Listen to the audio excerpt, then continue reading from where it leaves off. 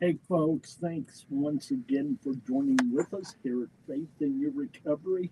It's going to be a unique experience we've got going on, and we just look forward to what it's going to mean.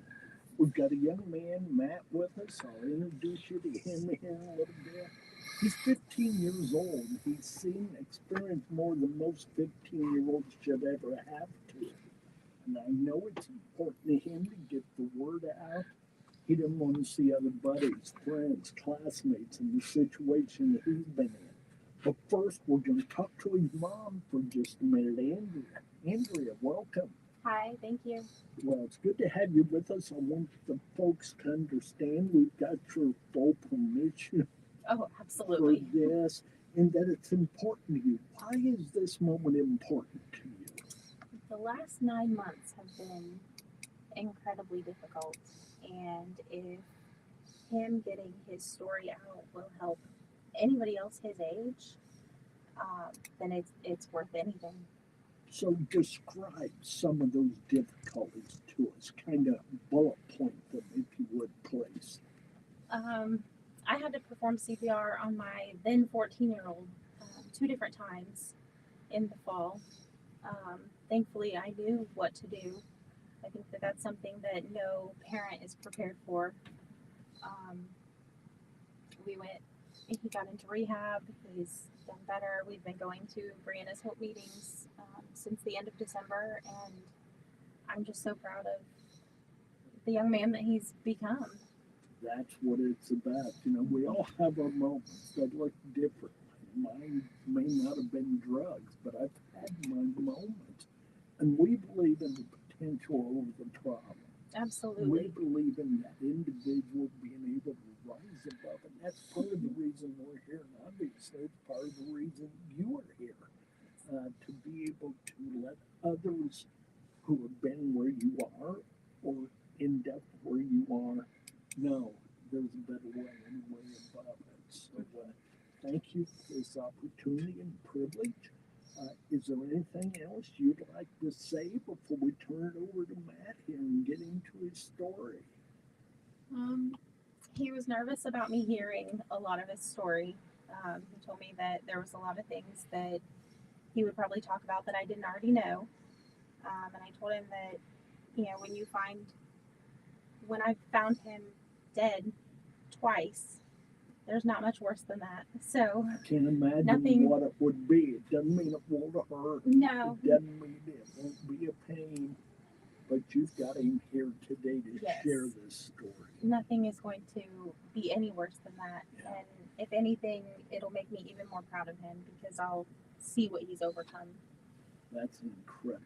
Thank you for that attitude, that spirit. So we'll go ahead and change here. So Matt, if you'd like to jump in the driver's seat there, go ahead. And we've got plenty of questions for you. We want to hear your experiences, things that you've had to go through, the battles that you've had to fight. And we're just thankful to have you with us here today. Thank you for this opportunity and privilege. Welcome to the program. All right, thank you. Why why is it important to you you come here? Because this there's got to be a lot of struggle in you, a lot of hurt, some darkness. Why does it matter to you to be here and to expose yourself like this? Um, Really, I feel like there's not much there's not much addiction help for the youth. I feel like it gets overlooked in the youth most of the time, and when it doesn't, it's older people talking about it, and teenagers don't want to listen to that. So you're of the belief that you've got a good inroad to making a difference and having an impact because of your story, right? Yeah, And tell us again your age. I'm 15 years old. When did your addiction start, Matt? Or when did you begin using drugs? I started using Xanax in fourth grade. Fourth grade. Well, I want to go back to that, but I want to remind our listeners they are welcome to make comments, send us questions. We'll do our best to respond to those. We're available live here this afternoon. Thank you for each that's turned in. Where was what was the availability at Xanax? Fourth grade, you were what, 9, 10 years old? Yeah. I wouldn't call it an addiction back then, but when my biological dad got remarried, his wife had a prescription for Xanax, and I the biggest influence for me has always been music. So I was hearing all of these rappers talk about pills, drugs, whatever, Mm, and Gotcha, I was buddy. like, oh, this seems cool, so I want to try this. Coming September 7th to the high school at Jay County, we're having 4 Christian rappers there. All 4 of these guys have been there, done that, have the scars to prove it. They've battled their addiction, they've battled their demons, their monsters, but now they're above that in recovery, and they're going out with a different song of strength, help, and hope, and we're looking forward to that. So I hear what you're talking about there. What was the next step after that exam? Um, Really, it stayed at that for a while. What's It a, just, what's a while? Give us ballpark figure. um, I would say it was towards the beginning of seventh grade when I started smoking weed So primarily. it was Xanax for 3 years, give or take a little bit, Yeah, and then you got into the marijuana, the weed.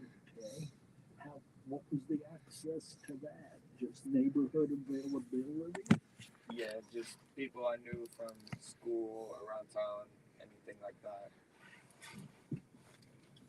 and that's every community. It doesn't matter where you live. It is there, and it didn't take long to find it. You're in the search for it. Yeah. What What was your enjoyment of the week? What did that do for you? Um, I've always struggled with anxiety, so like towards the later stages of my smoking, it was mainly to help calm myself down. Um, but before that, like when I first started, it was more of a social, like I'm hanging out with my friends, we're playing basketball, listening to music, so we're gonna smoke a joint. At this time, you're 11, 12 years old, somewhere in that range, yes? Yeah, I turned 13 in seventh grade, so I Okay, was 12, about to be 13. okay, okay. Did you feel at that point there were several of your friends into the weed? Um, yeah, and I feel like that's the scariest part about it is the age that people are getting into this just keeps moving younger and younger. And the question I was just asking myself is at what point does that stop? We're hoping soon. I hear you and I totally agree. I've seen the age reduction or younger and younger using. And we've heard stories here of those who were so young and carrying a drink to school, an alcoholic drink in a bottle of some type or whatever disguise. But our addiction issues, be it drugs or alcohol, it's going younger and younger. I get the anxiety thing. I understand that in a way to mellow out or to chill out or a way to calm down. And that becomes that medication, that self medication. I'm not excusing it or saying it's a good thing, but it's certainly a part of it. So you're into that marijuana for how long? Um, I'm still struggling now with smoking weed. Um, like even more recently, as like when I've gotten out of rehab, I've smoked since I've gotten out of rehab. Um, I'm trying my best to completely cut that part out of my life, but my main priority with my recovery right now is opiate use.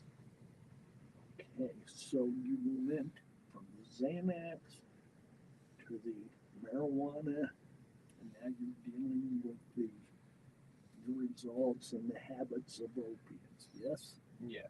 All right, tell us about that. Where did that start? How did that start? Why did you move from the marijuana to the opiate? I know the set answers, but we want to hear from you. Um, I feel like the thing that pushed me into opiate use was fake pills. Um, Basically pills that are pressed to look like a Xan or a Perk 30, but they're just fentanyl. Um, and I got slipped a couple of those, and then that ended up with me using the fake Perk 30s for a while, and then I started using heroin with my cousin after a little bit of the fentanyl use. Okay. Uh, was it during the heroin use your mom mentioned how she had lost you twice, had to perform the CPR and whatever else went wrong with that? Is that a result of the heroin, or was that back to the pills? Um, that was a mixture of heroin and fentanyl together. In both cases? Yeah. Okay. What what is it that smacked you in the face? What is it that's got your attention that says to you, I've got to do something different, or I'm going to be back in that place and I may not survive it this time? Um, I don't think it really hit me until probably 2 weeks into my stay at rehab. I didn't want to stay clean. Um, but it really hit me after being in rehab for a couple weeks with all these other guys around my age, a little bit older. And I was writing. I had a journal that they gave me. I was writing every day about just some of my experiences. And there was one guy in there, which shout out to him. I love him. I miss him. But he would always read my writings. And he loved reading them every day. He would ask me, "What did you write today?" Um, and that was that was what really hit me. That was like, I can actually do something with this.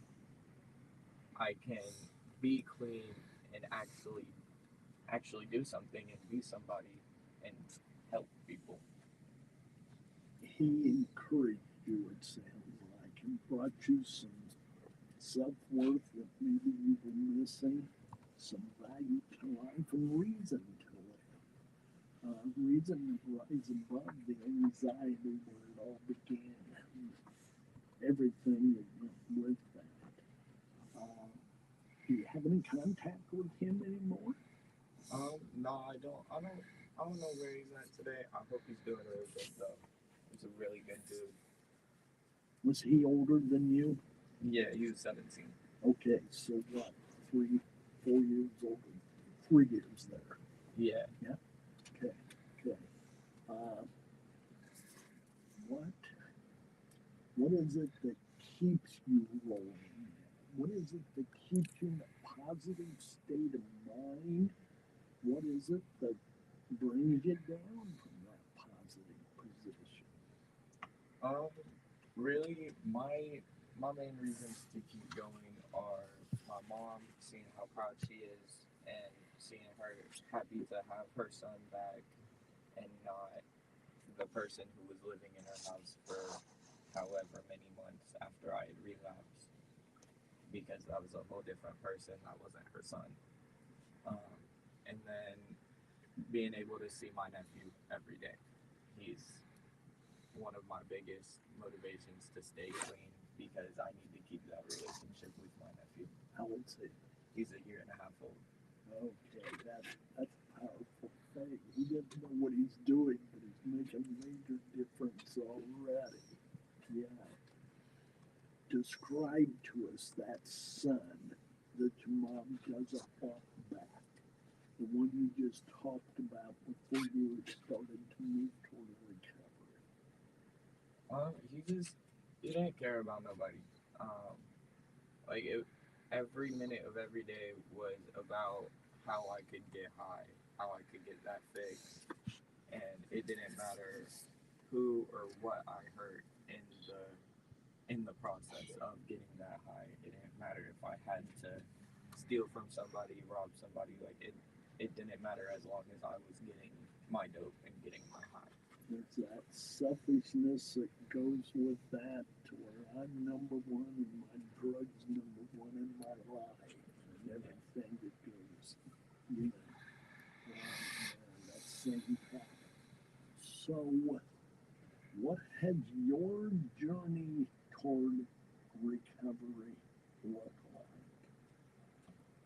Um, for me, I want to be in a place where I can just look back at each day, like because it's all one day at a time. I want to be able to sit in bed every night and look back on the day and be like, yeah, I did good. I'm proud of myself. And I did just start my new job last week, and since I started, I've been able to confidently say I'm proud of myself and I'm doing good. like? You know what? Thank you, Brian. Where's the job, may I ask? It's called Firehouse Barbecue and Blues. It's a new restaurant that just opened in Dunkirk. There's that. The smoked sausage sandwich with the pulled pork on it. Okay, it's called the Hog Wild or something. Listen, I'm not trying to interrupt, but we've got a question here. Eric, hit us with that question if you would. Yeah. Tony wants to know, who are the main people that are keeping you sober? Good question. And it's up to give me a shot. The main people who are keeping me sober, of course, shout out my mom, my nephew. Already mentioned those, but even though I told him not to ask any questions, shout out Tony. We know Tony well between us, Yeah. and nothing from him was shocking. So thanks, Tony, for your involvement. Go ahead, Matt.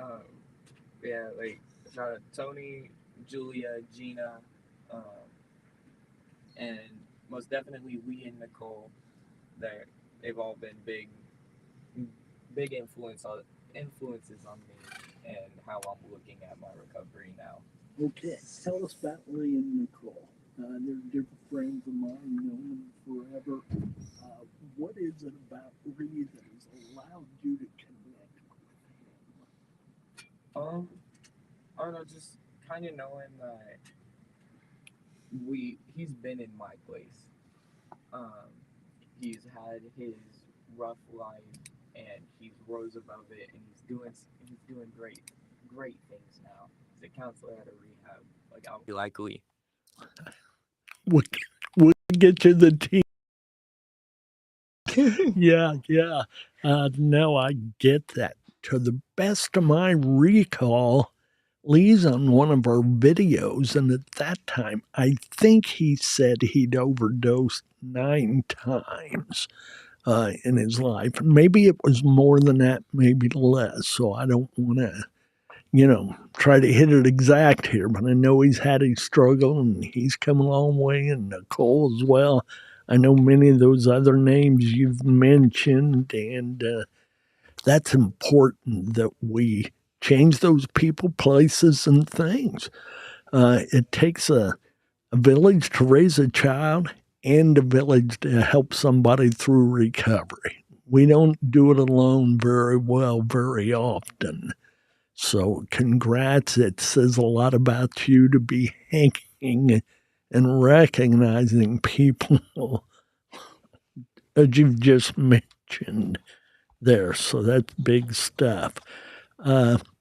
What is it that made you think, I can do this? I can overcome it. I'm worth it. I got a piece of that from your friend in rehab who always liked to see your journal.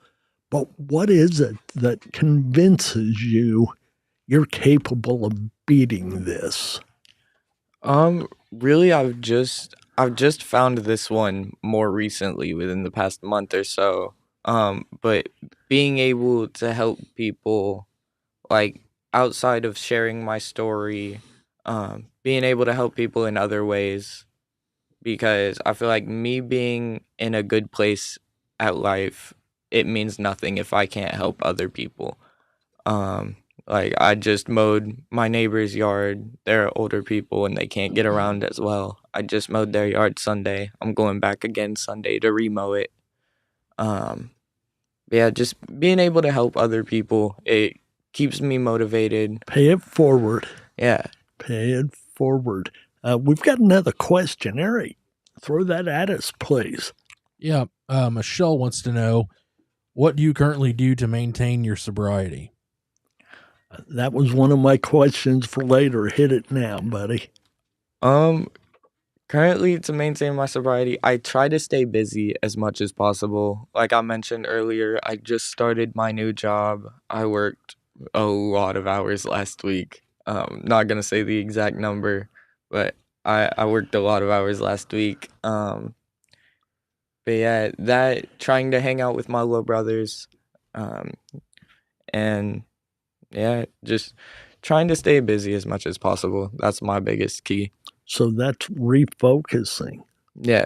Yeah. And I like what you said earlier. You went right into the answer of a question I was going to throw at you as you were talking about feeling good about that day. Of an evening, you want to look back and go, I accomplished something. I improved, I grew, etc. And then you went right in, oh, I got a new job. So it's not just a matter of, I didn't use today. It's bigger than that. You're changing as a person and coming around. And that's a good lesson for anybody in the addiction field, or who's battling that. Yeah, give your fellow teenagers some advice. Now, we don't claim to have the answers, folks. We don't even know some of the questions. And we're certainly not here to replace your therapy or your groups that you go to, but we're here to tell you what worked for Matt. And Matt's going to share with you, how he was able to battle through it. Go ahead. Um, Really, my best advice to any teenagers is, I know peer pressure is at its peak in high school. Peer pressure sucks. But it's not going anywhere. I mean, no matter where you are, you're gonna have that pressure to do something or something else because of who you are hanging around. Um, I think probably the best advice I've heard I actually got from my mom: you become who you hang around. Surround yourself with positive people, and you're going to be a positive person, and you're going to have that positive outlook on life. But if you surround yourself with these negative people who are just bringing themselves down, they're going to bring you down too. It's like the waves. The tide lifts the entire lake, not just a part of it. And if you're battling against that tide, you've got to struggle. It's going to happen. So, yeah, that's great advice, Mom, and that's effective for anybody and everybody. During this whole ordeal, what do you think the biggest lie is you told yourself? Um, I know a lot of people, um, because I know a lot of people at meetings, we've talked about this question. Good. Um, a lot of people will say they told themselves they weren't an addict. I wasn't one of those people. I knew I was an addict. I think the biggest lie was telling myself that I was fine with it.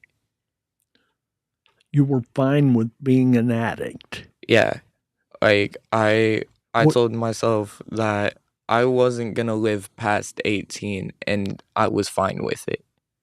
okay, so you were. I don't. I'm not sure I can say you were in denial of the dangers, but at least you didn't care about them at that point. Is that accurate? Yeah. Yeah, yeah. Uh, what turned you around on that? What once again slapped you upside the back of the head and got you to think differently? Um, I think the the biggest head turner for me was waking up from my first overdose. Like, even though I didn't stay clean after that, seeing my mom how she was when I woke up, that hit me really hard. That's understandable. Uh, I'm sure you could, if you were an artist, I don't know if you are or not, but you could draw that picture right now. It's probably still that clear to you. Yeah, Yeah. yeah, yeah. What What do you want to say to parents who are raising their own Matt, who's dealing with the issues you've dealt with? They're in that young teenage range. What would you like to say to those parents? Um, Reassure your kids that you love them as much as you say you do, because you can say you love your kid every day, but that's not going to sink in until they actually see it for themselves. I don't know, I guess the first time I really realized how much my mom cared about me was waking up from that overdose. And I don't want any other parents to have to deal with that. So make sure your kids genuinely understand that you are there for them and you care for So, them. so how can parents do that? Uh, Give us a couple ideas how. Yeah, I can better let my child see I know them instead of just telling them. Just make sure you're there for them as much as you can be. Like, I'm not gonna say it's the hardest point in life, but being a teenager nowadays sucks. I mean, It it's hard to get through high school now. Um, so like when they get home from school or when you get home from work, ask them how their day was. And if they seem off, let them talk about it with you. Um, I feel like those are the biggest things you can do to show them you genuinely care is actually like listen.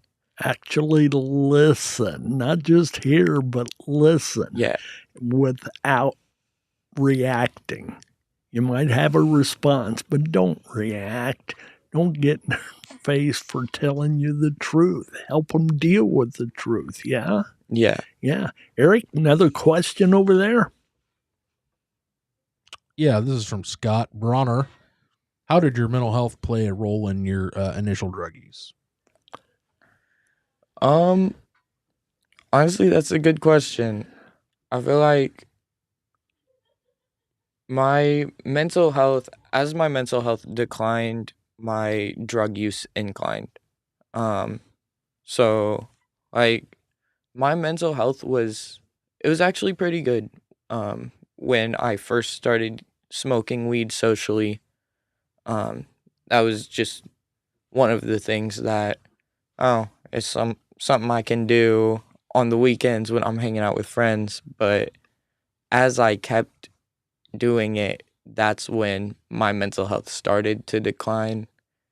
And when my mental health declined, that's when my drug use really skyrocketed. And I started doing more and more. And then that's when I ended up overdosing. And just made it worse. Yeah. Yeah, compounded the problem. But I like the way you started that off as your mental health declined, the use increased, Yeah. and then it just got worse and worse, I'm sure. So, yeah. Yeah. I feel like people try to use the problem as a solution. Like, for me, I always thought my drug use was what was keeping me like okay. It was keeping my mental spot okay. to where I wasn't like constantly thinking bad things about myself. But really that drug use was what was making me think those bad things. So you can't use the problem as a solution.